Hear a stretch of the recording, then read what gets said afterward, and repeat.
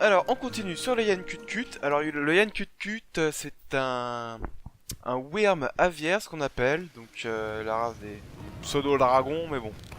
C'est vraiment une blagounette.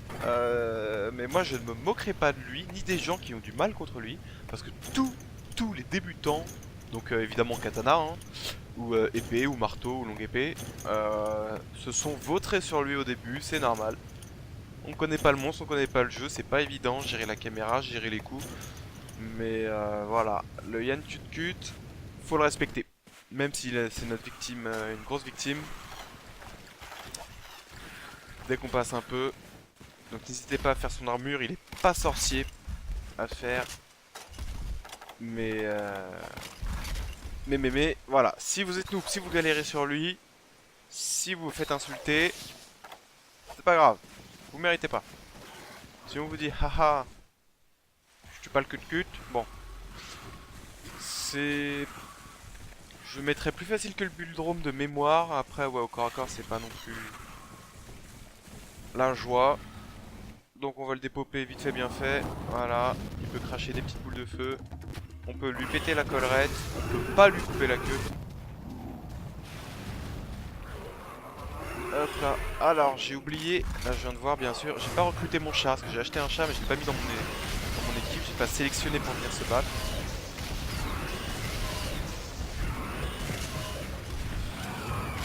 Voilà, là, il m'a touché.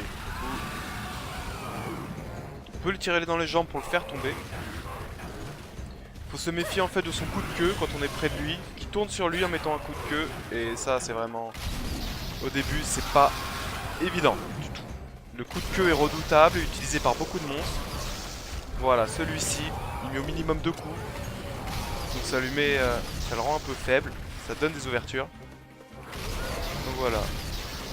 Alors par exemple, là typiquement, ce monstre, si je tire, alors ça c'est les dégâts infligés à un monstre. C'est très important à savoir, surtout pour les armes à distance. C'est-à-dire que si, avec un vrai monstre coriace et une arme normale, équilibrée on va dire, au niveau, avec un fusil, si vous tirez que dans les jambes ou que dans la queue, dans une partie, donc là c'est pour ce monstre c'est les jambes et la queue, mais dans les parties faibles, donc les parties faibles ça peut être les dégâts multipliés par 0,5. Alors que les parties où ça fait plus de dégâts, les parties sensibles type... donc quand j'ai dit les parties faibles, c'est les parties résistantes en fait. Les parties où les attaques sont moins efficaces, ça peut valoir 0,5, 0,8, 1, et les attaques sensibles, ça peut aller de 2 à 4. Donc voilà, type ça peut être la tête, le cou, des écailles dorsales, des ailes. Ça dépend de tous les monstres. Et donc voilà. En fusil arbalète, là où je voulais en venir, c'est que si je tire des munitions uniquement dans les jambes, par exemple, il y a certains monstres, vous n'arriverez pas à les tuer en 50 minutes. C'est impressionnant, mais on n'y arrive pas, parce que l'arme n'est pas adaptée aux monstres, et du coup, il faut vraiment être très opti, et dans ce cas-là, on utilise souvent des talents, type héroïsme. Donc héroïsme, ce que j'ai dit au début, il fallait prendre les talents de chance, donc qui augmentent les taux de lot ou l'argent, ou le talent héroïsme qui nous permet quoi? Qui nous permet que si on a 10 points de vie, ou très peu de points de vie, ça démultiplie l'attaque de l'arme. Donc c'est risqué, mais pour certains monstres, c'est extrêmement efficace, voilà, nécessaire. Voilà, c'était le Cut. Donc c'est vrai que là le jeu il perd un peu de la saveur, du moins au début, parce que voilà, on a une arme cheatée, on avance vite. C'est pas significatif de votre expérience, vous allez vous faire victime. Si c'est votre première Monster Hunter, c'est une évidence. Ou si vous avez joué sur la Wii peut-être. La plus rare des bêtes, quête sympa, où on tue un Kongalala. Donc Kongalala, un monstre aussi très facile. Très accessible. Ce qu'il a pas... Il peut être vif sur certaines choses, mais en général...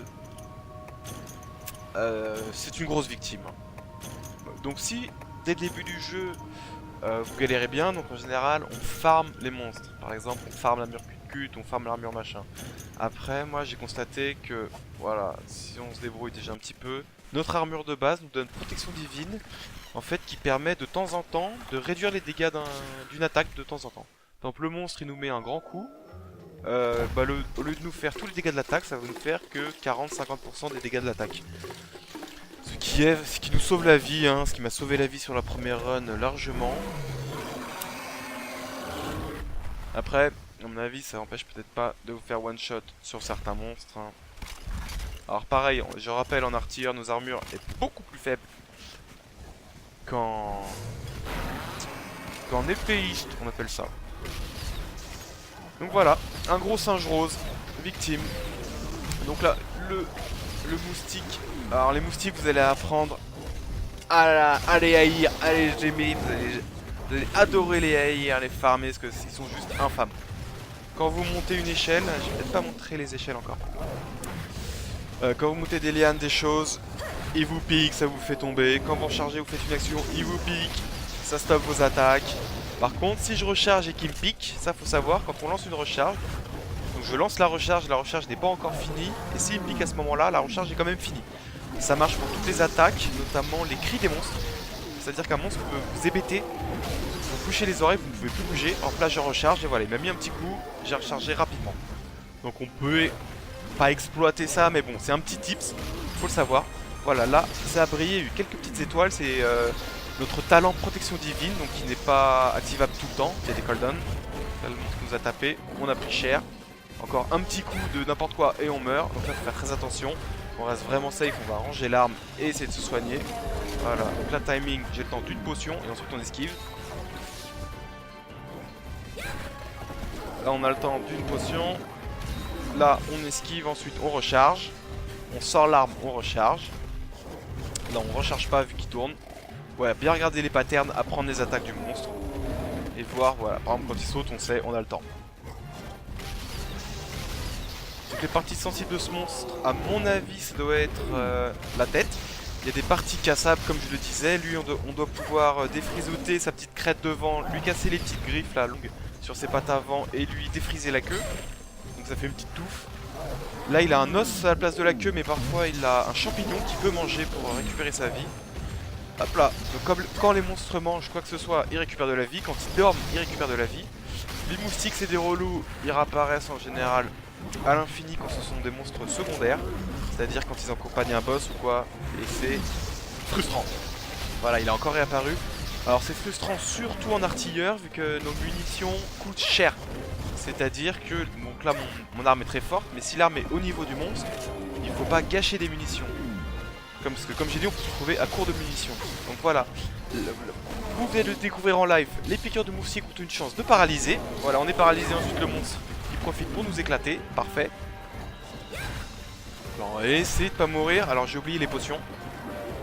Il faut à tout prix que j'achète 10 potions que je prends avec moi, à défaut de les crafter vu que j'ai pas trop récolté. Ah là là, saleté de moustique. Il nous harcèle le moustique, il est vraiment infâme, voilà. J'ai gâché au moins, on va dire, peut-être une quinzaine de munitions sur des moustiques. C'est du gâchis.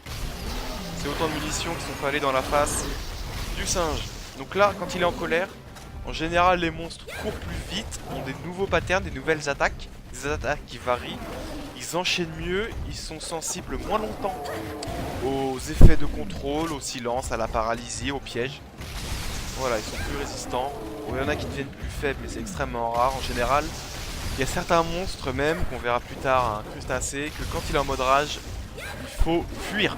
Parce que ils sont infâmes. Infâmes. Bon, il y en a certains, voilà, dès qu'ils se mettent en mode rage, il faut savoir que les attaques, si vous enlevez 80% de votre vie, maintenant elles vous one-shot par exemple. Alors là, on va lui mettre un petit marqueur, on va essayer d'aller se soigner. Hop là, donc le marqueur, ça prend un petit peu de temps avant de bien les lancer. Donc comme le voit, on lance en ligne droite. Donc si ça touche pas le monstre, ça tombe dans le vide, c'est gâché. Là il court sur nous, on n'aime pas ça.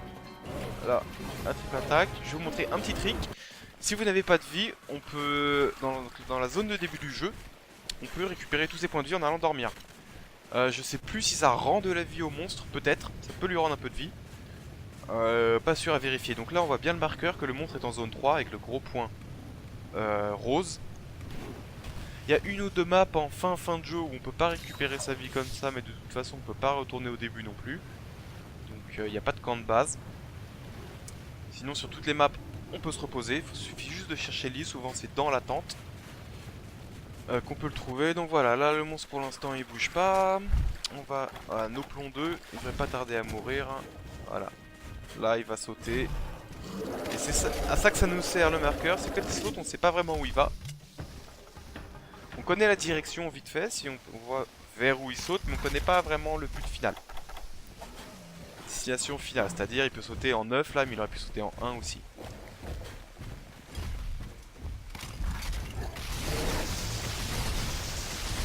Vous voyez les munitions plomb qui rebondissent un peu partout.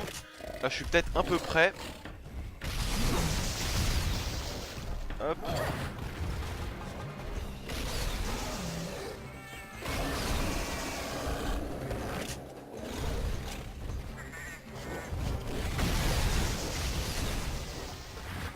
Voilà. Typiquement, le monstre il court, il fuit. Voilà, il va là-bas. Ah non, me touche pas. Et voilà, on apprend que le passif protection divine. Ça n'a pas été très utile. Ah, ah non non non non non non non. Ah là on a reproc. Apparemment il n'y a pas trop de cooldown, c'est vraiment un pourcentage de chance. Oh là là, on a failli se faire déboîter. Ah non non non non, pas bon. Ah là là. On a reproc la protection divine, je crois qu'on a plus de potions. Là faut pas se faire charger par le facochère. Donc voilà, tuer les ZAD avec des fusils arbalètes où on a des munitions limitées, c'est chiant. Avec des armes avec tranchant, c'est déjà beaucoup plus supportable. Car au pire, on abîme un peu la lame et on peut aiguiser derrière pour récupérer le tranchant de la lame. Donc là, soit on tente une capture, soit on attend qu'il fuit la map. Alors lui, il peut faire en signe de faiblesse, il peut boiter. Mais pour ça, il faut qu'il quitte la map. Des réactions aussi de faiblesse. Ah là là là là, on est à peu près. Voilà, on est bien. On charge. Après, il est en mode rage, plus rapide. Notamment quand il charge.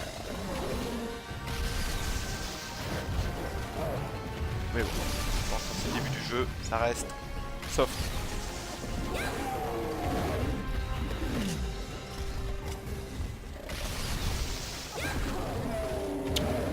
Donc voilà, voilou.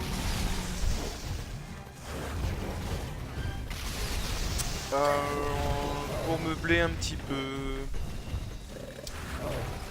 Pour meubler un petit peu, on a encore, je dirais, une petite dizaine de quêtes avant d'avoir des monstres. Peut-être d'arriver sur des choses un peu hard. Bon, au début, tout est hard. Hein. Pour moi, pour l'instant, ça va.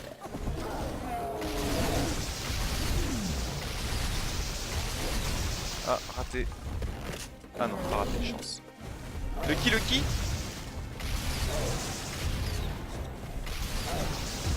Ah, mince. Hop là.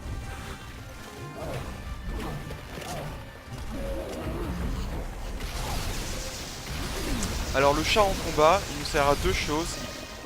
Plein de choses. Il peut taunter l'ennemi, attirer les attaques de l'ennemi. Il peut, si vous êtes endormi, étourdi, quel effet que ce soit, il vous donne un petit coup dans la face. Ça vous fait des dégâts vraiment minimes. Mais ça vous libère de votre état. Par exemple, ça vous réveille. Il faut savoir que parfois, par exemple, quand on se bouche les oreilles et qu'on se les débouche après, si le chat, lui, il a pas pris le dégât, donc il court vers vous pour vous débloquer. Au moment où vous vous débouchez les oreilles, c'est possible que lui vous mette un coup et du coup ça rallonge. Ça vous verrez en plein jeu. Il y a plein de petites histoires, comics, dessins comme ça sur le net avec les boulettes des chats. Parce que c'est un peu récurrent. Donc soit il a une arme au corps à corps, soit il a des bombes, il lance des bombes. Donc il peut vous lancer des bombes si vous êtes sur le monstre. Ça peut arriver. C'est déjà arrivé.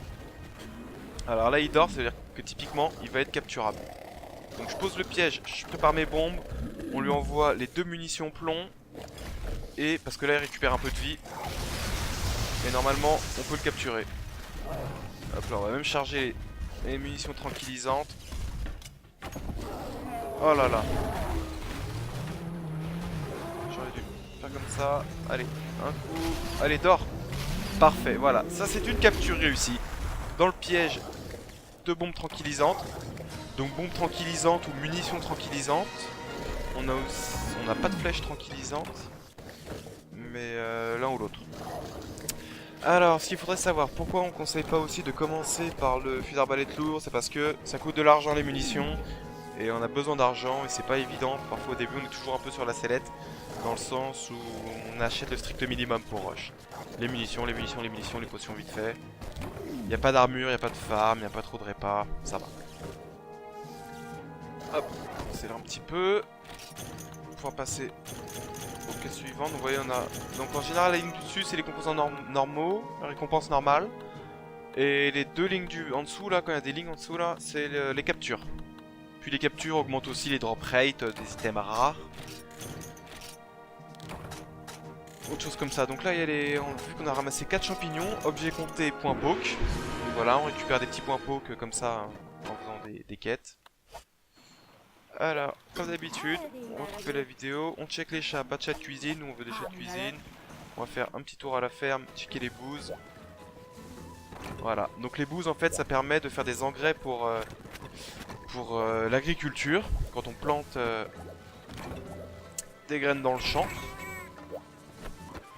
On a vu qu'on a eu 4 tries sur le truc, donc voilà, typiquement on met une bouse et ça améliore au maximum le champ, et donc après ça produit beaucoup plus de plantes quand on récolte.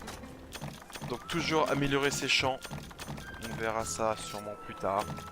S'il y a des gens qui sont vraiment intéressés, on pourra faire des mini tutos.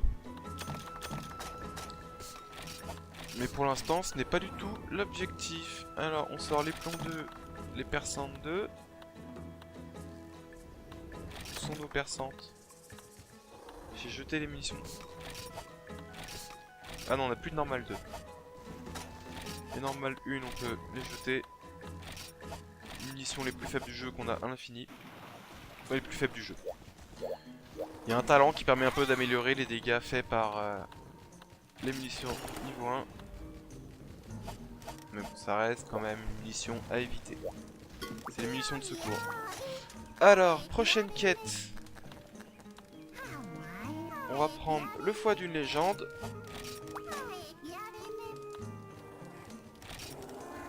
On va acheter des munitions explosives. Voilà.